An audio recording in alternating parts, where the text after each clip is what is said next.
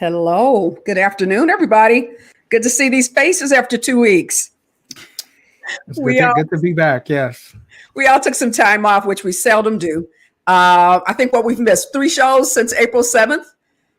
Yeah. It's not been, well, I've been in and out, and Miracle kind of has been holding me down when I haven't been holding down the One Hood portion of the show. But you've been consistent, Dr. Russell. You've been the one. Everybody needs a break. Everybody needs a break. For those of you tuning in, of course, this is what Black Pittsburgh needs to know every Tuesday at 2:00. And if you're just tuning in for the first time, we do what started off as a show on COVID has turned into much more of a Black public affairs program. So we talk about a lot of local stuff, but we also are really digging into national issues. And so today and a little bit later on, we're going to be looking at that around police reform and more specifically around the Oscar Grant, the third case out of the Bay Area. But before we jump into that, colleagues, what's been going on this last 2 weeks? We've had a couple small explosions. We've had a president trying to do the whole insurrection thing. What you want to talk about? Well, I kind of feel like I'm going to play, the Dr. Bay rant role this week. And, Dr. Bay couldn't be with us this show, but he will be back. He has not been replaced. He is coming back. But I think the first thing is, we're, coming off of these restrictions. And so I feel like if Dr. Bay was with us, he'd be talking about the fact that we're coming off these restrictions that have been in place since December, but with no real plan as to how to prevent the rise of COVID-19. Allegheny County just surpassed 1,000 deaths in Allegheny County from COVID-19. We lost 1,000 people. So I think that to me is worrisome. I understand like that, and I feel for like small businesses that have not gotten the support that should have, that were gotten, a lot of it was received by big corporations and should have been going to keep our small businesses, in business. However, just from a health point of view, it is weird that it's like, okay, we took this time and it's like, we're back and we're opening everything back up, but with no real idea in terms of, like what are the next steps and how do we prevent this, post-Christmas bounce? We saw one after Halloween. We saw one after Thanksgiving. It just doesn't seem to be a real plan from, the health officials in Pittsburgh and Allegheny County as to like how we prevent this bump and how we go into 2021, healthier, I just don't understand the timing, because we clearly are at one of the worst times we've had. And we're at the highest levels of infections. And it's almost like, well, we said we were going to open back up, so let's do it. And you were talking about the money situation with businesses. We're turning back, let me get that correct, sending to the Department of Corrections and assisting the deficit with the budget over $1.2 billion that did not go out to businesses and so the businesses people are angry about the shutdown. What they should be angry about is that the state mishandled the money, and that money is now going to the Department of Corrections, and that money is now going toward reducing the budget deficit for the state. Something wrong here, y'all. This is not how this should be working. Yeah, I think it's what Dr. Bake always calls the crisis of leadership.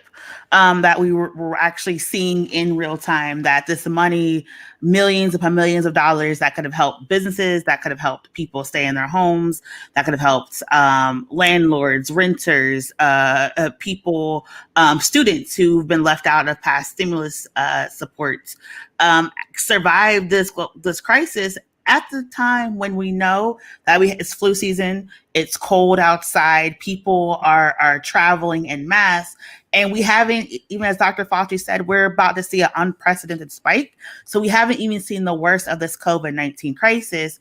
And now we have this new virus, not a new virus, but this new strain of the virus that's even more contagious. And we really have no leadership direction of what to do and how to stay safe. And it's absolutely ridiculous. go back though into some of these television shows and movies where some crisis happens and all of the right people come out and everything is solved because in our cavalry, right? Where is this? I mean, we have this idea that we can do that. The UK just went on lockdown. There's no cavalry coming. It's like people don't want to wear masks, people want to travel, and it's just hospitals are flooded. Hospitals are at 0%.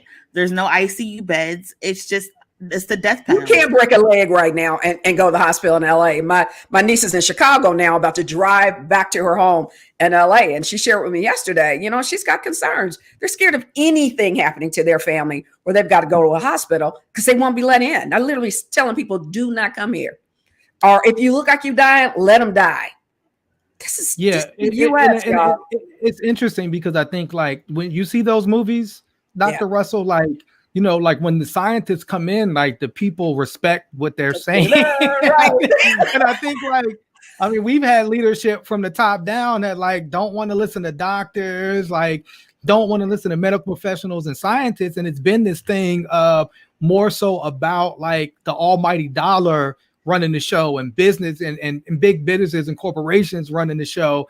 And to me, that's what's happening right now. It's just like, it's almost like we've allowed disinformation to run the show. And so the disinformation keeps going and going and going. And then, you hear it enough. And then people say, oh, well, COVID is not a big threat. It's the same as the flu. I can't really catch it. I don't really know nobody until their mothers get sick. I'm really wanting to establish a hospital for COVID non-believers. Yeah. And, I give them some oxygen if we have any left. And, some, I don't know. But let them go to that hospital because they, it is just, I don't know. I'm being facetious, obviously, but it has been really kind of horrible to watch. It's weird to think that like when we started what Black Pittsburgh Needs to Know About COVID-19 in April, I was thinking like maybe a couple months, like by August at the latest, we'll be back. We had no plans to be here in January having this conversation. I love spending time with my teenager, but she's sick of looking at me, and I'm, I'm like, and I mean, and the reality is like, is it going to be like, will we be okay by 2022? Like this is kind of like the mindset of what's happening, but we still like you said, we still have. We have, of course, locally issues. We have school issues. You had mentioned some guys or people we don't know driving around throwing bombs in neighborhoods. So about that, for those of you who don't know what Jasiri is talking about, there were a couple small incendiary devices that were ignited. One in Lawrenceville and apparently one in the Hill District within about an hour or two of each other a couple of days ago. There was a white pickup truck that they were thrown off of, and they were very loud. They did some minor damage. But, first of all, seeing any look, this is Pittsburgh. We don't see a lot of big pickups. I'm from Indiana. Everybody got a pickup. Here, you don't see them as much. So that was unusual enough in itself. So you throw these things out. Now the ATF is involved trying to figure it out. And I hate to just make any kind of assumptions, but I got a feeling that there's going to be an escalation of domestic crazy terrorism as a result. Trump is going to go out of there whether he wants to or not. He's trying to, on the phone, trying to convince everybody and their mother to flip votes, but he's going to get out of there whether he's carried out or not. And I think, we live out in the middle of Appalachia out here, and some really angry people about how that went. And I think we are just seeing the beginning of what is probably going to be an escalation. I think you're probably right. We're looking at, and maybe you can touch a little bit on before we bring the Grant family on, Miracle, about what's happening in Georgia right now, where it's like I know you're in Atlanta. All eyes are on Atlanta, Georgia right now with the Senate race happening, and then now January 6th becomes this date where it's going to be all this objection, and could there be a situation where Trump is still president, and then who knows what's going to happen when we get to January 20th. And so it is a lot of fix it. Like, help us, Miracle. I can't fix it. Miracle. That's the point. For the next We need a 24 hours, miracle. listen. We need a miracle. We do need a miracle, but it's not going to be me. So what's happening is people have decided that, the election was, not proper, and they're going to be patriots. And allegedly, they're supposed to be storming DC tomorrow. So for all the Black and brown people in DC, stay home. Please stay home. The mayor has already put out a statement saying basically the Metropolitan Police Department is not going to be able to respond to every single crisis. So please stay home. The Proud Boys and other alt-right conservative groups have already said they're going to storm DC tomorrow. There's already some issues. Davis Bozeman here in Georgia went live. There's some issues already in Savannah and other places. People are popping up being disrespectful. A lot of these Trump supporters are at the polls. At the polls because they believe this is a false election because they don't understand how ballots and mail work. That's not my wheelhouse. But the Senate race is going to be over at 7 p.m. today.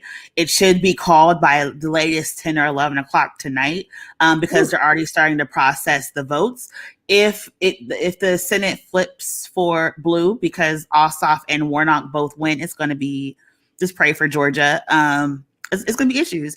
And I didn't foresee drive-by bombings in 2021. That was not on my, 2021 bingo.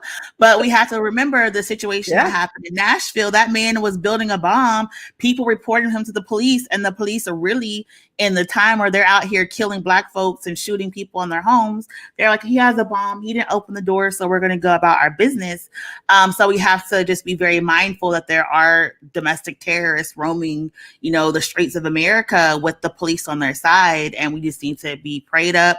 If, believe in a higher power, if you believe in the Second Amendment, use that and just be ready to protect yourself and your family because it's going to be wild. Tomorrow is when they're supposed to certify the electoral votes. 12 people said they're already going to contest it because, they want money. It's theater. And here's my thing. Ted Cruz was talking about, help him fight for America. That money went to his election campaign. That money is not going to lawyers because people are fundraising off of this. And running for their next office is off of it. I mean, clearly the dude that started this wants to run in 2024. And so he's just like, let me make my face. He knows he can't win, but there's just this whole attitude about American democracy and what they really and truly think about it. I think what we learned in 2021, we got all the information we need to know how we got to move this thing forward and who we can move it forward with and who we need to leave behind. So, I mean, that's just where I am with that. So I don't want to put off any longer our guest. For those of you not familiar with the Oscar Grant III story, you may have seen it on Netflix if you saw Fruitvale Station. But Oscar Grant was a young man who was out having a good time with his family, with his girlfriend and friends on January 1st of 2009, jumped on a train in the Bay Area and ended up in a situation with the Bay Area Rapid Transit Police. He was detained, put down on his face, restrained, and somehow shot and killed by a police officer. He had no weapons and he lost his life. What's different about what is becoming a recurring theme of Black folks getting shot and dying at the hands of police officers and they're unarmed is that there was a criminal prosecution in this case, and an officer actually served some time, not much, but some time. And so that is very unusual. So in the recent months, there has been some new information that has come forward on that case. And they are going to be bringing that in potentially in front of judges to see if additional charges can be filed. And we really wanted to have the Grant family on today and their attorney to talk about what's going on, what's new with the case, see how they're doing, introduce them to to our listeners here in Pittsburgh and the Mid-Atlantic area. And so we are going to bring on Reverend Wanda Johnson, who is Oscar Grant's mom, his uncle, who is Cephus. They call him Uncle Bobby Johnson, and their attorney, John Burris. So if we could bring them in, let's have a conversation and see what is going on. Hello, everybody. Hello, hello. It is great to have your faces in Pittsburgh. Oh, everybody's doing well? Yes. Thank you. Yeah. Thank you. Reverend Johnson, your new year is starting off okay? It is starting off okay. Been All busy, right. but it's starting off okay. Okay. So, Attorney Burris, I'm just kind of my hack, so I just kind of gave the information that I had. But can you just kind of give us an idea where things are standing right now and what the new push is now around Mr. Grant's case? Yes, I can. First, you did hit it right. There was a conviction. The shooting officer was convicted of involuntary manslaughter, much to our chagrin. It really was a murder case, but he was able to convince the jury that he intended to use his taser as opposed to his firearm. A real disputed issue, but that's what it was. However, the passage of time has created this issue that the other officer who started all of this, who really was the instigator, his name was Anthony Peroni, he's the one that started it. And we always have believed that he should have been charged with an accessory, certainly a felony murder, because of the active role that he was involved in. The DA promised to do that many years ago, did not do so. But recently, we've had discussions with her. We had a press conference about that. And she had the DA is a female, and she had a press conference about it, saying that she was going to look into this and consider it. She has not done so as of yet. However, we have been very concerned about it. We have received additional information from the BART department, basically giving us information that was not really available earlier. And that was an internal affairs investigation by an outside law firm that clearly set forth that this other officer, the one that we were complaining about, was actively involved. He was a major instigator of this, and he used unnecessary force because he, in fact, had kicked Oscar in the head, causing his head to go back against it. There was real question now that we looked at it, whether there was brain damage, but his force and his activity involved was so abundant and so aggressive that in our view, he should have been charged with accessory, what they call felony murder, and that he didn't actually do the shooting himself, but he was such an active participant and caused all of this to occur that he is guilty on the same level that the person who committed the crime. Now, what's important here is that there's no statute of limitation problem here. Statute of limitation essentially means in certain cases that if you don't prosecute the person within a certain period of time, then you cannot prosecute them forever. And many of the charges here that could have been, like the use of force, using unnecessary force, false arrest, et cetera, those had limited statute of limitations period on it. That time has long since passed. However, on felony murder, which is a capital offense where you can go to jail for life, there is no statute of limitations. Right. So we're working on this now in a situation where the person should be prosecuted. Now, the DA has not been particularly aggressive on this. They gave some lip service that they might do this, but we've been putting the pressure on them. And now that we know from the internal affairs investigation that took place by the outside agency, that everyone can see that this person was more than actively involved. He was the instigator of it. He's the one that had his footprints all over it, and that's not a pun. But and so he should have been prosecuted. And so now we're working very aggressively for that to occur. So, I mean, we see every day where some teenagers in a car, something happens, somebody gets killed or injured, and they don't even get out of the car and end up with convictions and doing 30 years. So what you're saying is this dude was hyping this whole thing up. Absolutely. And one of the reasons it really got crazy. All right. Looks like we're lost you for a second, Jasiri. So you guys, I know you guys know Jasiri. You guys have met him. Miracle is on staff with One Hood Media too. She's the director of advocacy and policy and a newly minted attorney. And so who knows her stuff. And so, yeah. And so, I'm kind of opening this up.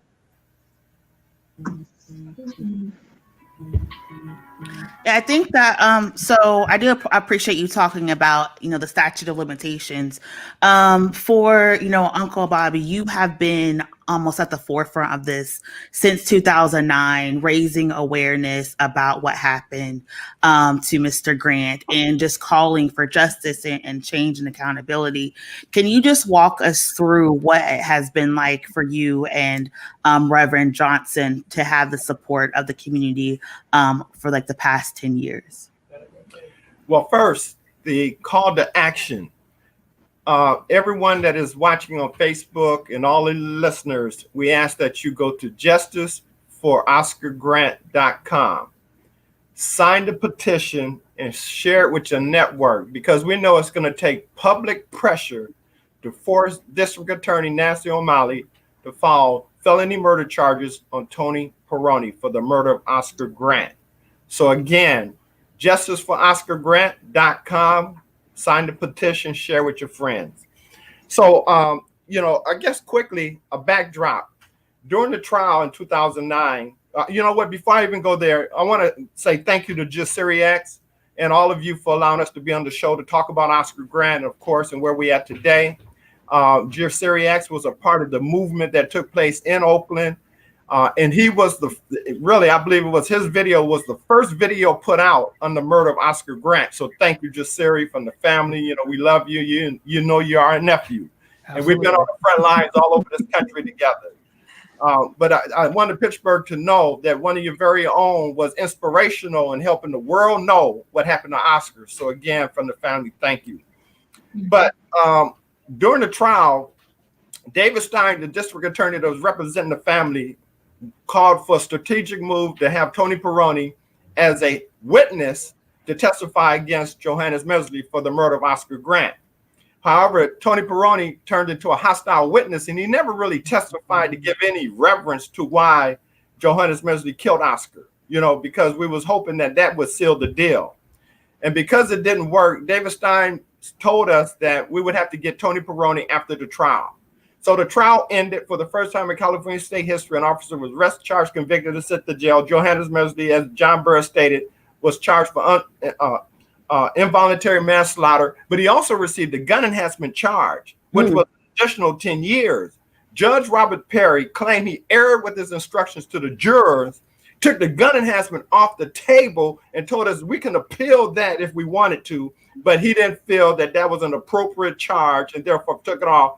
Reduced his time down to 2 years, gave him 2 days served for every day in jail, which made him do only 11 months. So he did 11 months for the murder of Oscar Grant, all protected by the judge and the district attorney's office. Sad to say. So now we go to Nancy O'Malley to plead with her to charge Tony Peroni for the murder of Oscar Grant. She states to us, because of the trial being moved to LA and us going back and forth to LA, that they didn't have the money to charge Tony Peroni for the murder of Oscar Grant at this time. So, of course, lightly during the years between, we would raise that question, but never no results. But anyhow, in 2017, we was a part of this campaign to get this piece of legislation, SB 1421, passed. It's called the Right to Know. And Senator Nancy Skinner sponsored that bill, and we was co-sponsors to the bill. So we ran back and forth to Sacramento, got that bill passed, and immediately made a public records request of the investigative file of Johannes Mesley. In that file was what Tony Peroni did on that platform. This is what's critical, because in their investigation, what they discovered is that he created 7 felonies before Oscar was murdered, lied in the investigative report, created brain damage to Oscar, punched Oscar in the face, called him a bitch-ass nigga 3 times before he was shot, put his 250-pound weight on Oscar's back, pushing his face through the concrete floor, that exact same scene we saw with George Floyd. That's what really prompted us, that we had to do this. Okay. And not only cracking the bones in Oscar's face, but choking him out, where Oscar was saying, I can't breathe. Just how heinous Tony Peroni was on that platform. The commuters on that train feared for their lives because he pointed the taser at Bart on passengers on the train, not knowing what he was going to do, demanding Oscar and his friends come off the train, which they did. Okay. So he was a very violent character. Now, because the legislation passed and we got the Myers-Nave report, we then created a coalition. And now, as with John, we're making this demand that Nancy O'Malley charge Tony Peroni for felony murder, because he is the reason why, even in the report that says inadvertently, because of Tony Peroni's action, Oscar Grant was murdered. Okay. And so we know there's a lot of young black men that are locked up today for standing and watching a friend shoot somebody And because they was on that scene, they got charged for felony murder, and they are locked up today. All the time. No reason why Tony Peroni should not be locked up. So I got a quick question for you, and that's thank you, Uncle Bobby. And then I have a larger question for our Reverend Johnson. Somebody said that if you go to the website, the deadline says January 1st. Does it matter? Can they sign it? And does it matter that they're not residents of California? Exactly. So January 1st was the date that we was going to have the vigil for Oscar and have an account. And then the next business day, or this week, actually, we're going to take it to Nancy O'Malley to show the demand of the world that Tony Peroni be charged, because we know it's public pressure that is going to force her to charge Tony Peroni for the murder of Oscar Grant. Anyone in this world can sign that petition. Okay. And it's not a cutoff date. The petition will run, putting the pressure on Nancy O'Malley to charge Tony Peroni for the murder of Oscar Grant. Now, just so that the listeners will know, sign the petition. Pass that petition, because it's going to run while we're making this campaign for Tony Peroni to be charged. Absolutely. And Reverend Johnson, again, thank you for joining us. I have two questions. One, it was just the celebration of the 12th annual Oscar Grant Vigil with Macy Gray. Can you talk a little bit about, this 12th annual, I feel connected to it. I think I might have been at half of them, 6 or 7 of them. And so I'm definitely connected to it. And then the second question is, you became one of the mothers of the movement. You've not only done a lot of activism in California, but also nationally with that role. What does that mean to you? And how do you see that, moving forward, particularly when this issue of policing is a national, international issue? Thank you again for having me. First, December 31st is my birthday. And so Oscar was killed on the very next day. And coming into the new year, it's, been difficult dealing with the vigil and having everyone to join and to help remember Oscar helps me, as well as encourages me to continue to fight. Because one thing I know for sure is that Oscar did not deserve to be killed, and that he was killed unnecessarily. And that could have been any of you on this panel session or anyone listening's child. And so how do you pick up from that? One of the things, thank God I have my brother around, because he, would be a voice for me when I didn't have a voice, when I didn't even want to pick my head up off the bed, because of what happened. And, my mother, said, you believe in God, believe in who you say you believe in, and that helped me to begin to carry and talk about what happened with my son. But definitely going back to that, and to your question, the vigil, we have every year, and it reminds the community that what happened with Oscar will never be forgotten, because we plan to continually have the vigils every single year. We will not allow it to be forgotten as a family, because what happened to Oscar was wrong, and it could have happened to any of, your sons on the panel or your sons that's in the audience. And so from that, I had to, after getting my voice, looked at other family members who lost their loved ones, and through my brother and other connections was able to connect with those families, and share my experience, our family's experience of what happened, the process, how you may be treated unfairly, going into the court sessions in LA, never forgetting how, we had family members who came to the court session who couldn't even get in because they only allowed a certain amount of people to get in, remembering you can't wear these T-shirts, not allowing people who testified on Oscar's behalf. And what happened if they cried in the stand? Oh, let's adjourn for 10 minutes. They wouldn't allow any of those emotions from our side.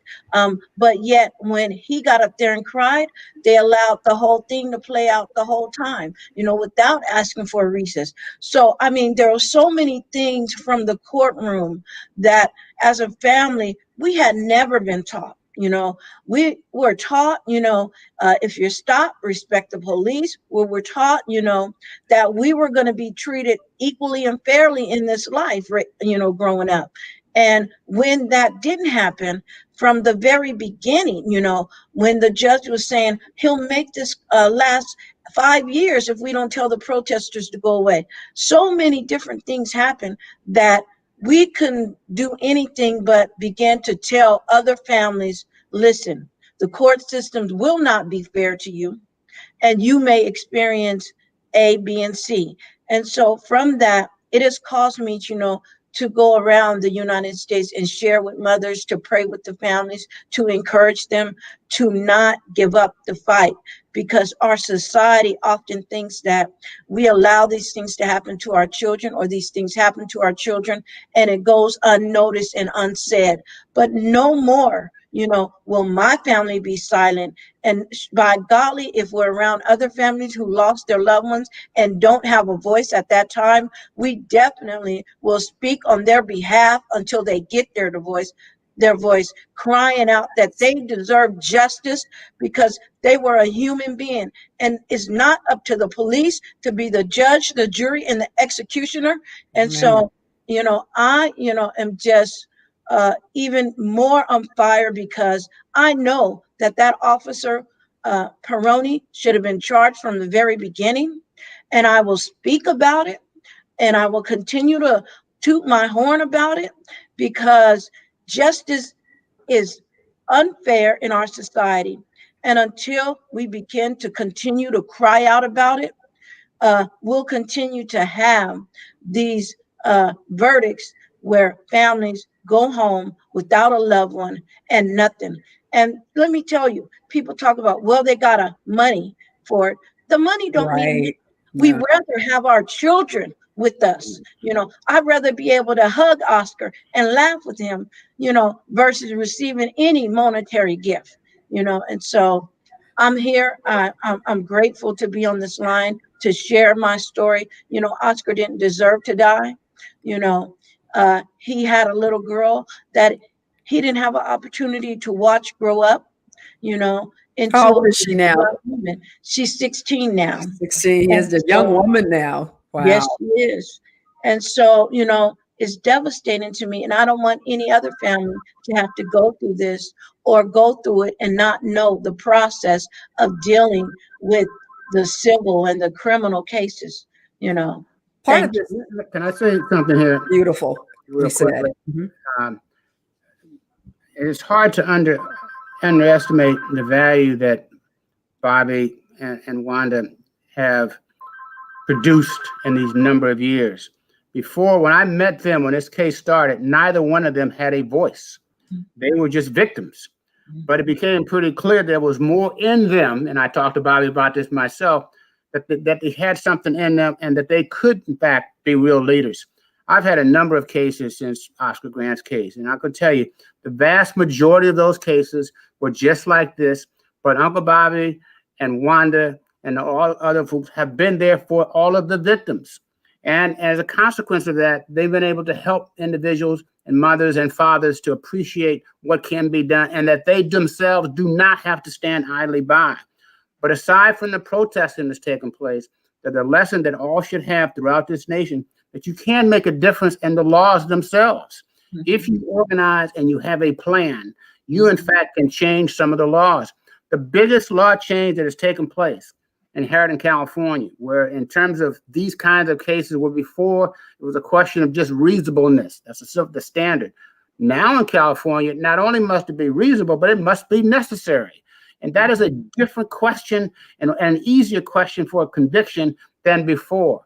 So the point of the matter is, you can't bring about a change through organizations and having a thought and thinking about what you're trying to get done. It is true in the Oscar's case, even on the criminal side, the officer who claimed that he had pulled his taser out by mistake was a flat out lie.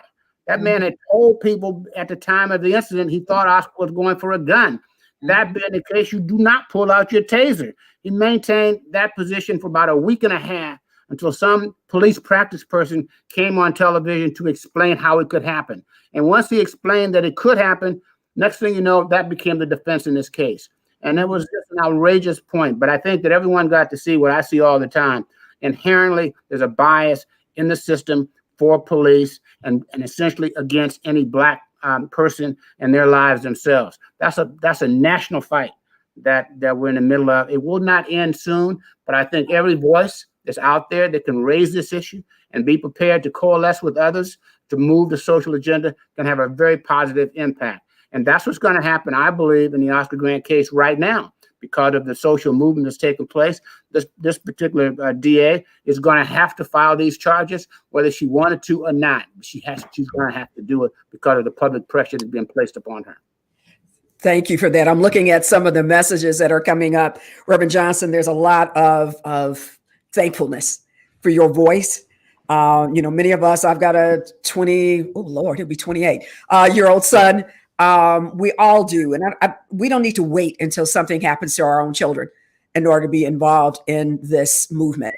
And so the messages are thanking you for staying strong, for sharing your story, for being catalysts and advocates that empower us to find our own voices in this struggle. And so I just want you to know the love that's coming through for your word and how much it's appreciated. Miracle, on the advocacy side, what are you thinking as we have that part of the conversation? I think one, it's phenomenal that you've got 2 laws passed. One, the right to know information, into changing the use of force standard.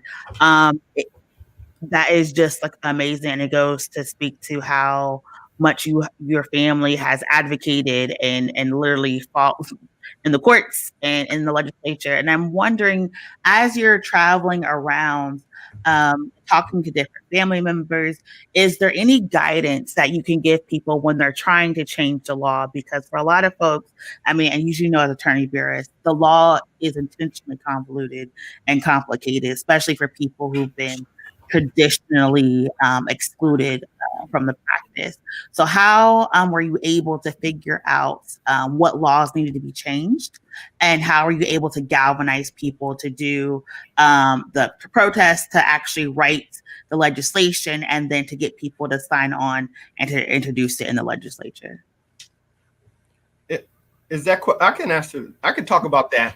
So we've been saying that over 1,000 people have been getting killed per year by the police on a national basis. And we had no clue how many was being killed in the state of California, since the state of California is the most deadliest state in the nation when it comes to police violence. So, of course, in 2015, AB 71 was passed. Now, we had some emphasis, but not a whole lot at that time, in getting AB 71 passed. But we did work with the campaign to get that passed, but that was the use of force data collection. Okay, so in AB 71 was the use of force data collection, and anyone in this country can go to the Department of Justice use of force data collection and see how many folks are being killed in the state of California and how they've been killed, whether it was a shooting, a beating, a chokehold, run over by a car, mace or tase or what have you. That counting, since the murder of Oscar Grant, just to give you the numbers, average in the state of California, 150 to 175 per year. Meaning that over 1,300 folks in the state of California has been killed by the police alone since the murder of Oscar Grant to this date, 150 to 175. So that's alarming. Now we were able to take this to legislators and talk about what's going on. And we made the argument that AB, behind Dr. Shirley Weber, Assemblywoman Shirley Weber out of San Diego, that AB 953 should be passed. What it did pass is the Racial Identification Profiling Act, because what we discovered was that a young man driving a car with a bad tail light gets pulled over.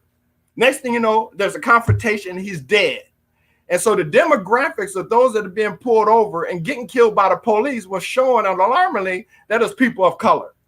So now we wanted to make the argument that we needed to have some proactive steps to stop these bad acting officers for killing us. And so this is how the SB 1421 came into mind, because we wanted to now look at their police records, who's being hired and who is doing the killing.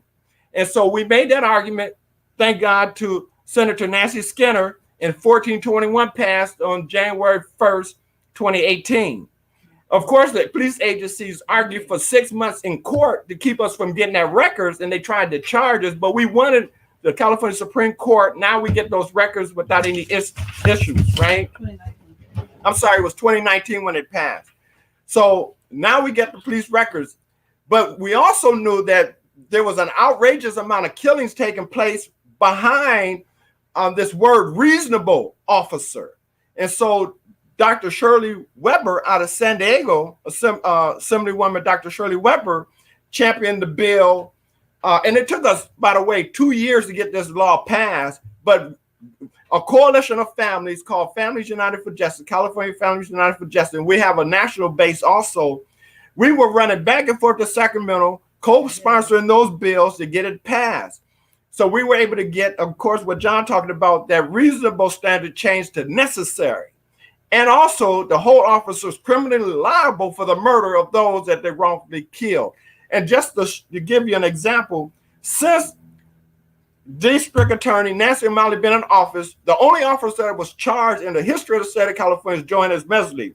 But since that law has passed, Stephen Taylor, the officer that just killed him, has been charged. Now, he hasn't been convicted yet, but he's been charged. That's huge.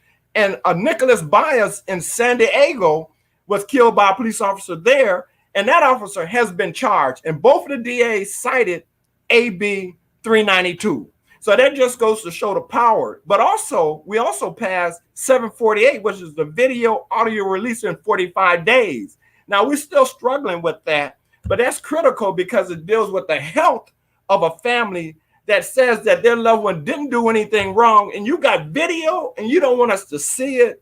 You hear what I'm saying? And so families suffer for years not knowing what happened, and they sit behind these videos until we get something like Laquan McDonald. You get what I'm saying? Yeah. And then people see the video and see how outrageous that was, and therefore, but that's all to silence us. That's why they hide the videos when they know their officers are wrong.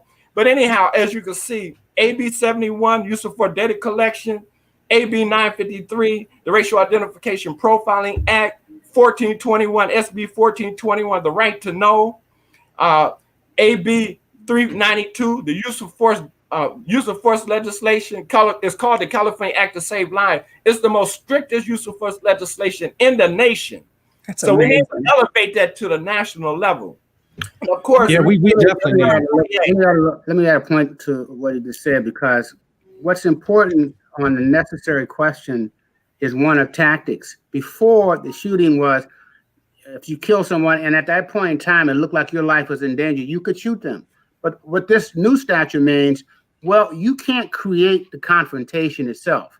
That is to say, you have poor tactics. And this is something that we developed in the California under federal law that basically says your tactics, how you got to that location to shoot is important.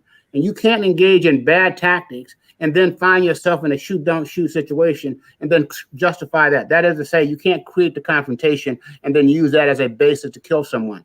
And part of what these new laws have done is when you look at the question of necessary, that point is, well, did you create this or not? If you created this, then it's not necessary for you to have done this because you're the one that created it and you have to be held accountable. And that is an extraordinarily important law. It is a fight that we haven't had to go through yet, but we know the law exists. We have that fight all the time in civil courts, and we kind of prevail on that because we understand that point. But taking it to the criminal law, which is where we are now, that's extraordinarily important. So this is movement. This is for national understanding, is that things can be done, that through protesting, through civil rights people, as well as through legislators who have a real sense and want to be advocates for these kind of issues. I want to make this last point right before Wanda, you speak. Tony Peroni, as far as what we can know, could be employed with another policing agency, either in the state of California or even in Pittsburgh. We don't know. Mm-hmm. Decertification legislation is the next piece of legislation we have to get passed in the state of California. There's other states that have it, but we have to get it passed in California, because that then tells us that an officer cannot be reemployed somewhere in the United States, creating that same type of pain and murder that he committed within the state of California and Oakland, California. So bringing it back to Tony Peroni, we need the listeners to please sign the petition. Share that petition with your friends and your neighbors, because it's public pressure, as John will tell you, that's going to help convince these elected officials, these district attorney representatives, to charge these officers for the murders that they commit. No longer can they hide behind this what a reasonable officer would have done. No longer can they hide behind that. And we as a community can stop that madness of that hiding behind this reasonable act and the unjustifiable shootings. And I'll close with this, because I know Wanda want to say something. Wanda told Oscar to catch Bart on December 31st. And he caught Bart being obedient to his mother, and he was murdered. Tony Peroni created that chaos on that scene, and he's walking free. He went into the military to escape really prosecution, not so much because of the murder of Oscar Grant, because of unemployment fraud in the state of California. And when he came back, he was charged with it, but he was able to pawn it off on his wife. So here's a character, one of the most egregious racist characters in this nation, still walking free, perpetrating harm on people of color somewhere else that we don't know about. This is me speaking, because I believe that's in his nature. What he did on that platform spoke volumes to who he is. He called Oscar a bitch ass nigga 3 times before he was murdered. Reverend Johnson, what are you thinking right now? I was just listening to all the comments, and I was going to, talk about how important it is, again, for each and everyone who's listening and to sign the petition.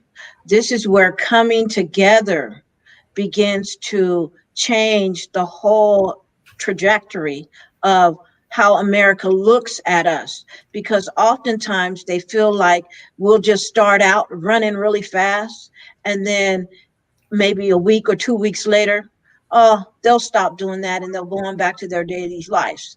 And so in order for the laws and things to be changed, it's been a process. 12 years, for these different laws to be changed and implemented. And so for us, it takes time to get the justice that we want and that we truly deserve, but we cannot throw in the towel. We have to stay in the fight.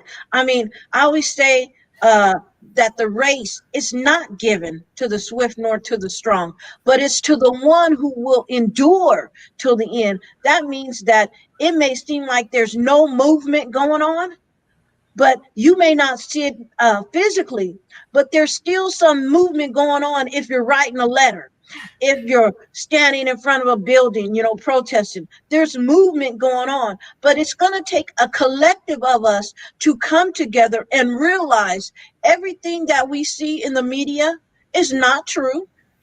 Go out and search it for yourself, because before 2012, and I believe this, if there would have been no cameras, the whole situation for my son, the officer being convicted, all of that would have been totally different.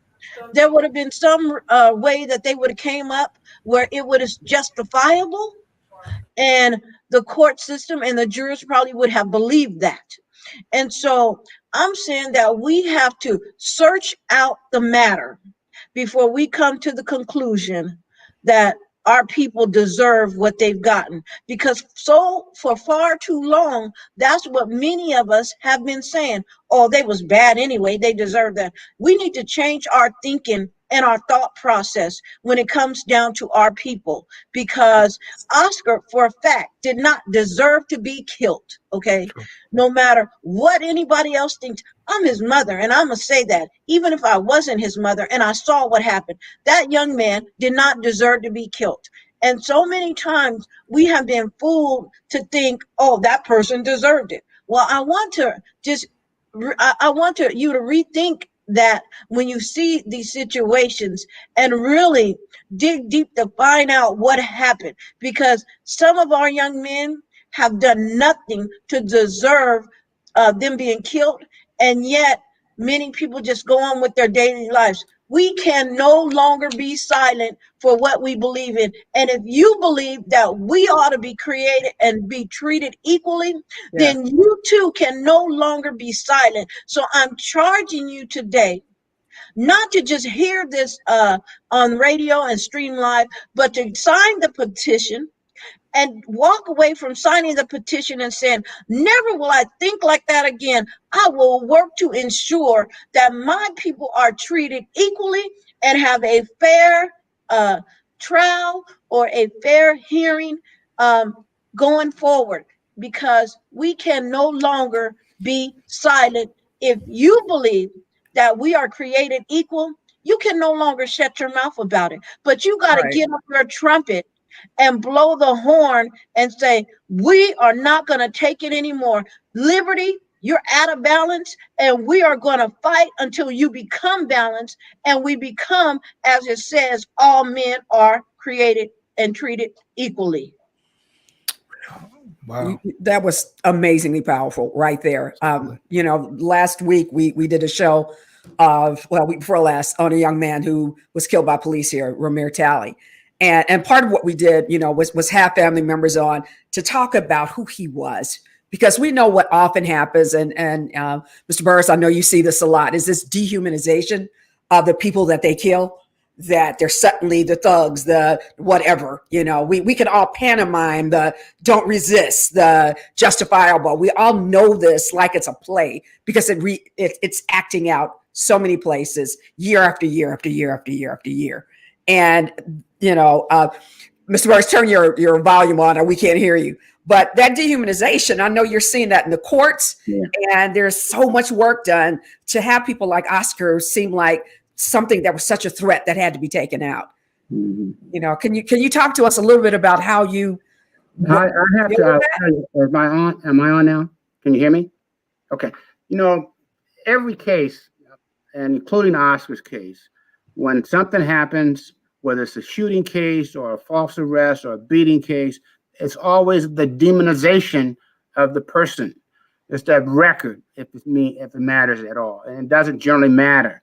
Or it's something that they've done somewhere along the way. It is always to project them in the most negative light possible. And so what the public has to do is put aside that and see what that person actually did. Yesterday, I had a young man in my office that I talked to, got beat up by the police, and he had been speeding. They take him out of the car and they beat him up. And while they're beating him, they're saying, don't resist, stop resisting. And he said, I'm not resisting, and whack, whack, whack. And then they go and say he was involved in a fight. That's common. I had a young man that was killed the other day. They sat on him in George Floyd type event. And while he's doing that, he's trying to tell him I can't bleed. But they're telling the family that he's resisting, and he wasn't. So all of us have to be mindful. Don't accept the official position given out by the police. The objective is always to look beyond that, because I can tell you it's always generally, not all, for the most part, a lie. And it's always a lie to cover, because that's what police do. They have to justify why they have killed someone or why they have beaten someone, and they invariably will lie. Obviously, video cameras are the most important thing, cell phones. There's been a revolutionary change in policing because of the cell phones. I did the Rodney King case back in the 1990s, and that was the first time anyone had ever seen people getting beat up, and that was because of the cameras. So we are in a different period. I would only tell everyone, if you see something, take out your camera and you film it, and don't let them take it away from you without you first making a copy of it, because we just did that the other day. So there are things you can do to protect. On balance, organization, community support, developing coalitions really is the best way to move the social agenda to bring about real social change. Lawyers can only do so much on a case individual, but the community can do a lot. And that's really the important lesson I have for everyone.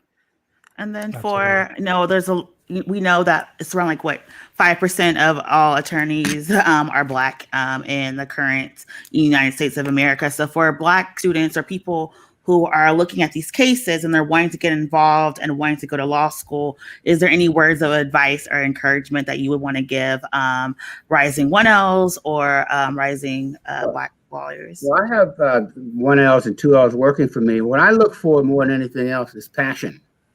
You don't have to be the smartest person in the world, but you got to have passion for the work, and you have to be a true believer. So I recommend that if you're going to do this, it's not for the faint of heart. You have to believe in the work. You have to believe in the Constitution, and you have to be willing to fight. Now, that's how I see it, and that's how I look at individuals. When you come to me, I want to know, what have you done before you came to me that's related to civil rights? I don't want to train somebody and then they go off and go work for the white people. I'm not going to lie about that. I need you to know that you want to do this kind of work. And so I'm very careful in looking at people who want to engage in civil rights work. It's a tough life, but somebody has to do it.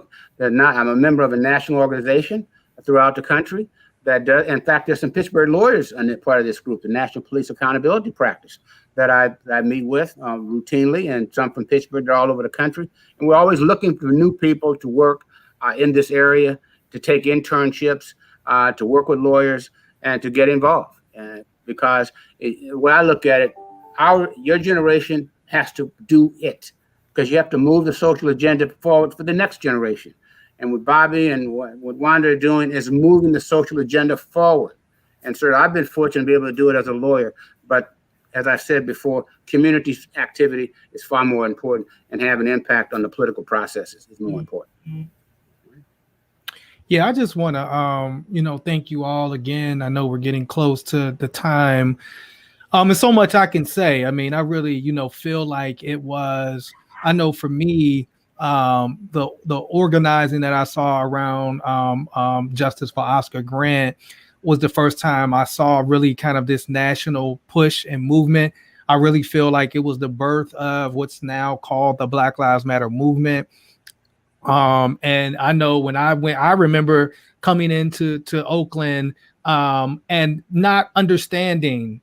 I remember, going in, and it was, folks turned up in Oakland over Oscar Grant, particularly when that video came out. And I remember feeling like, man, it was like this. And then people just started telling me the history of police brutality in Oakland and the history of folks not getting justice. And it shook me. And I was like, wow. And it moved me to participate in the way that I could, even though I was from the other Pittsburgh, not the Pittsburgh, California, the Pittsburgh with the H, Pittsburgh, Pennsylvania. And so I just want to thank you all for really being the leaders of that movement. Remember, this was right after, Obama came in, and people were trying to say we were in this post-racial society. And, the organizing that happened and came out of the Bay Area is really instrumental in what we see happening right now. Secondly, I just want to also bring up how crazy it is. We're just asking for basic police accountability. It's wild to me that you have to fight for 2 years and go through all this process just to say, hey, if there's a video of somebody being killed by police, their family should have access to it. That's crazy to me. We should not have to create laws, particularly when you say that this is a department or group that's supposed to protect and serve us. Your very job is supposed to be a community servant, somebody that's helping the community. Now we got to fight you just to get some videotape. I never understood why police officers could not admit to messing up. In every single employment, you're going to make mistakes. You know what I'm saying? You're going to make mistakes. And sometimes those mistakes can be fatal. You know what I'm saying? That's the reality. And so but I mean, to stand up and say, yo, I made a mistake, whatever it was, and take responsibility and accountability for it, that happens everywhere else but the police. We have to force you just to say this shouldn't have happened. This is something that we got wrong. Now we're seeing, we just saw in Columbus, at least we saw swift movement. Where when this black man who came out of his garage, not doing anything wrong, was shot by this police officer who didn't have his body cam on, that there was an immediate, no, he has to be fired immediately. But we know being fired ain't enough. We need to see him charged. Right, because they'll pop up somewhere else. And prosecuted, right. So all of that is so important. Yes. I just wanted to say this, you know, a call to action. You know, we want to thank the three of you for allowing us to share this with the Mid-Atlantic and Pittsburgh community. And, you know, you were the first to create a video on the murder of Oscar Grant. So I'm putting a call to action to you. Maybe you can create a video on this call to action to have Tony Peroni arrested, charged, convicted, and sent to jail. You know, because I think you created the hyphy movement, not created, but you was on the front end of the hyphy movement that took place in Oakland that really brought the world attention to the cultural music, the spoken word, you know what I'm saying? The poetry. Absolutely. That brought the elevation to police accountability in the city of Oakland and across the nation. And right, one more thing, Elisa Garza, the founder of Black Lives Matter, was a part of the Oscar Grant movement. She lived 3 blocks from Fruitvale Station. Elisa Garza, Patrice Cullors, both basically was in Oakland during the Justice for Oscar Grant movement. So I'm going to say this. Emmett Till was the catalyst for the civil rights movement. Oscar was the flashpoint, the catalyst for the Black Lives movement that we see happening today, police accountability, all right in the city of Oakland. So Pittsburgh, help us make Oakland the birthplace of reopening cases of police accountability across this country. Yes, absolutely. Yeah. And thank you. And I'm gonna say, you know, I got the petition as an email, and I got it from, you know, Miss Michelle Kinney, Antoine Rose's mom. And I texted her and I said, you know, wow, you sent me this petition. We're going to have Oscar Grant's family on the show. And so we are sharing it, but share that petition, sign up. I do also, you know, when you talk about cultural voices in Oakland, I also got to shout out Mr. Fab, who also made a song about Oscar, and also from Oakland, you know, has been somebody that's used his position and influence for a lot of social justice issues. So shout out to Mr. Fab as well. But yes, indeed. Is there anything like we're signing the petition? Is there anything else we need to tell folks? Sign the petition. Sign that petition. And share it. Sign it and share it. Sign it and share it. And we're talking about petitions. We also, if we also can put in the link, Alliance for Police Accountability has 2 petitions happening right now in Pittsburgh. One to end solitary confinement and another to end no-knock warrants. So, you know, folks in Pittsburgh, Allegheny County, we also want your voices on those petitions as well. You know, and we're taking the lead from you all. We're looking to say, okay, we've been in the streets here in Pittsburgh, but we also want to have legislative change at a city, county, and state level. You mentioned a decertification piece. Jake Wheatley, who is one of our state representatives, also has a bill right now talking about certification of officers and decertification of officers.